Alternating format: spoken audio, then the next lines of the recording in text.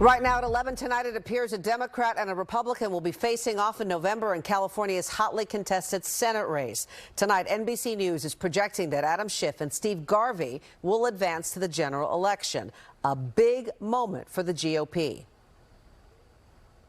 This was an amazing night, an amazing day. It's been Also tonight, a big night for the former president. Mr. Trump netted hundreds of delegates on this Super Tuesday. The question now, as we head into Wednesday, what's the status of Nikki Haley? And here in the Bay Area, ballots still being counted at this late hour and will be for the next couple of days. Some races too close to call. We have our team in place, though, to break it all down for you. Thank you for joining us on this election night. I'm Jessica Aguirre. And I'm Raj Mathai. We begin with that California Senate race. This is to replace the late Dianne Feinstein. The race has been called by NBC. Democrat Adam Schiff is holding on to the lead. You see the numbers here, followed closely by Republican Steve Garvey. You notice there Katie Porter and Barbara Lee are out. This is going to be the first time since the 1990s that California will not be represented by a woman in the U.S. Senate. Now, on your ballot, you actually saw two elections for this Senate race. One would take over the full 6-year term beginning next year, while the other one on your ballot was the partial Senate term, taking over Dianne Feinstein's current term, which expires next January. Bottom line, both Adam Schiff and Steve Garvey are the top two vote getters, advancing in both. Now, at this point, it appears that Schiff managed to go out on top. He's in Hollywood tonight. He thanked his supporters while taking a few jabs at Donald Trump. Trump would attack me after rally after rally, and I think all those things were basically what we would call Wednesday. But you had my back every step of the way.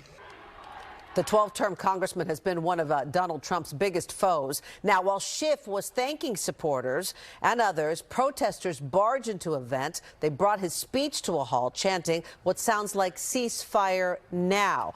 Now, Adam Schiff has been an ardent pro-Israel supporter, but this day, today, he did call for a ceasefire. Now, it looks like security was able to remove those protesters quickly from that event. And now let's turn our attention back over to Steve Garvey. A lot of people talking about him tonight, not just here in California, but across the country. The former baseball star for the San Diego Padres and LA Dodgers turned Republican candidate. He is now in the November runoff for the U.S. Senate. And keep in mind, California hasn't elected a Republican man since Pete Wilson in the 1980s. We will see if Steve Garvey can buck that trend come the November election. Let's bring in NBC's Terry McSweeney, who joins us from a Republican watch party in San Francisco. Terry, a big night for the GOP.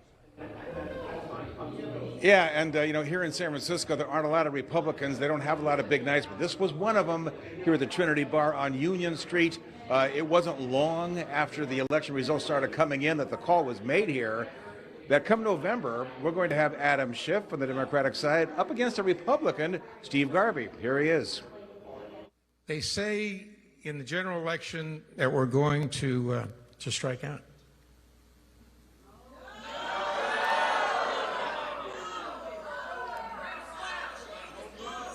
You know what that's from? That's from the crowd that believes in the status quo. Well, know this. It ain't over till it's over.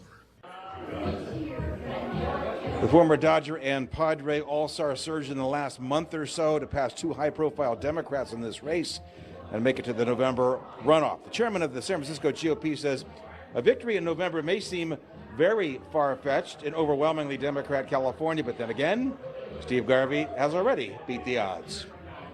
Steve Garvey has done as well as he has on a very limited budget. I think you're going to see a lot of money flow into California, into his race in particular. Big turnout could work in his favor in November. I had a chance to speak to a Republican candidate. He is running for Assembly District 17, and he says he believes that Garvey and his moderate to conservative philosophy will resonate well with California's Latino community, who could be key to swinging this race one way or the other. The foundation of the family that he's bringing to, the root of the family, the traditional family in the United States, is based on the social nucleus. And I think it's very conservative, and I believe the people need that right now. I asked Mr. Dennis how it could be that Steve Garvey, who on a debate stage a couple of weeks ago said that he voted for Donald Trump twice, he points out that Donald Trump did better in 2020 than he did in 2016, and a lot can happen between here and November, and it's going to have to happen in order for Steve Garvey to be elected senator here in California.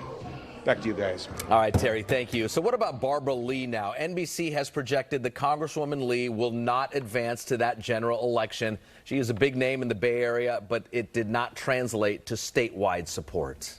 This has been quite a phenomenal, multiracial, multi-generational, progressive movement that we have put together throughout the state.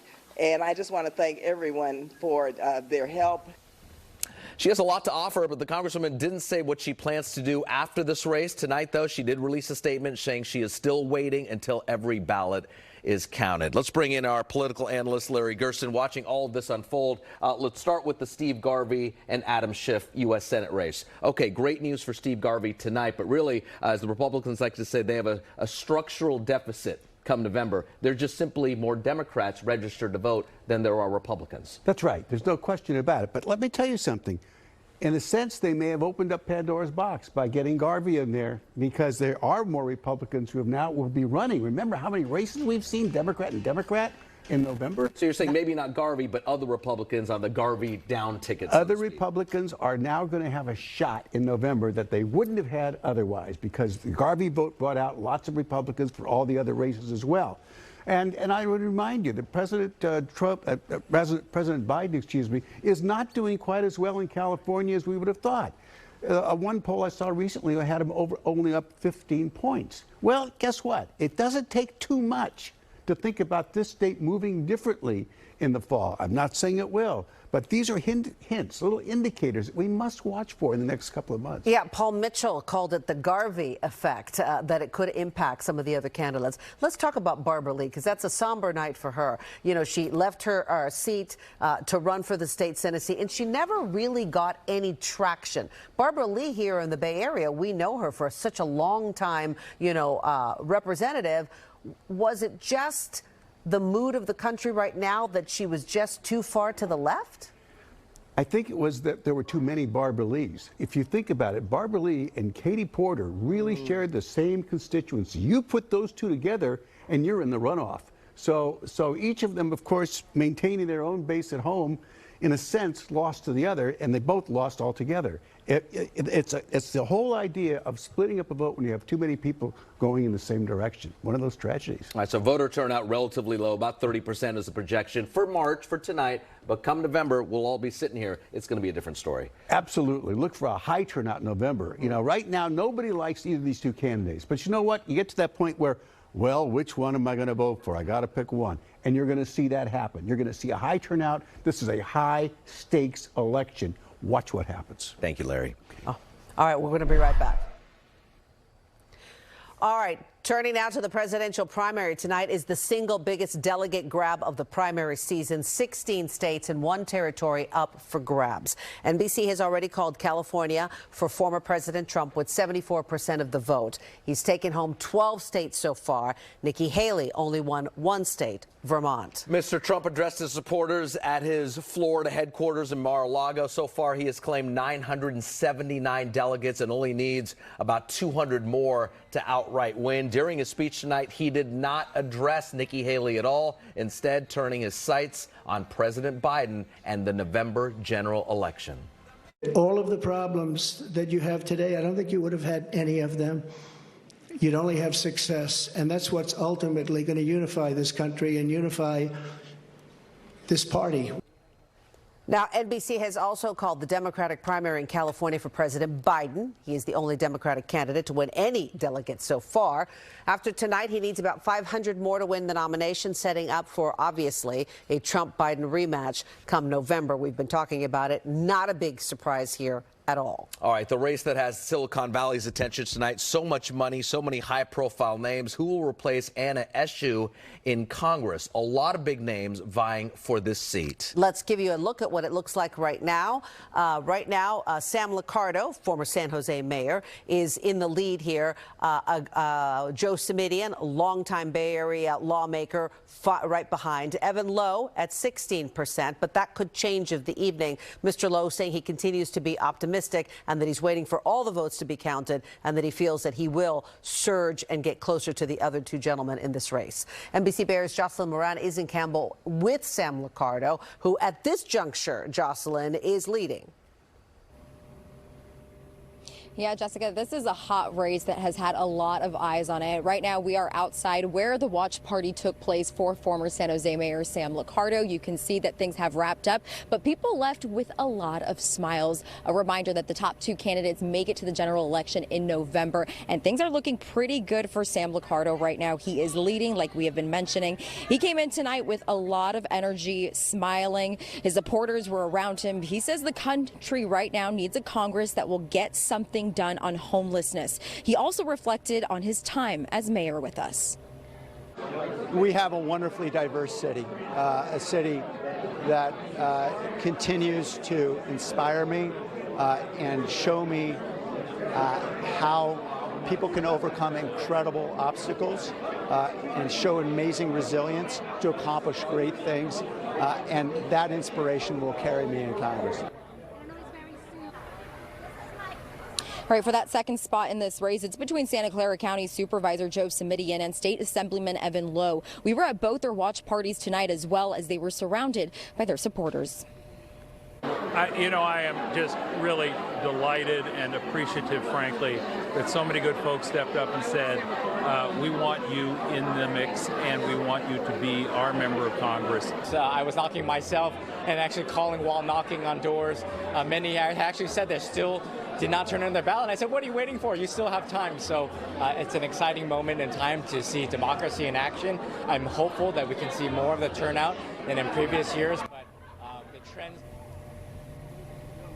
All right, so Evan Lowe repeated that every vote matters and counts in this election, in this race here. So he has not given up hope. He is very much still optimistic when it comes to this race, and they're very much paying attention to the votes as they come in from San Mateo and Santa Clara counties, just as a lot of voters are tonight. In Campbell, I'm Jocelyn Moran, NBC Bay Area News. And as we heard from the Santa Clara County Registrar's Office, some of those votes won't be counted for the next couple of days. Those that were turned in today, dropped off today, or mailed in today. Let's talk about District 12, which covers Alameda and San Francisco counties. We had 14 people in the race running to replace Representative Barbara Lee that we mentioned. She gave up that seat so she could run for Dianne Feinstein's U.S. Senate seat. She did not advance to the general election, but we can show you right now that Latifah Simon so far has 43% of the vote, and we actually saw Barbara Lee at the watch party passing the baton on to Latifah Simon. Jennifer Tran with 17% of that vote. And we saw Latifah Simon so excited Yes. tonight with the proposition that she will be going to Washington, D.C. There was only one statewide proposition, only one, and it was Prop 1.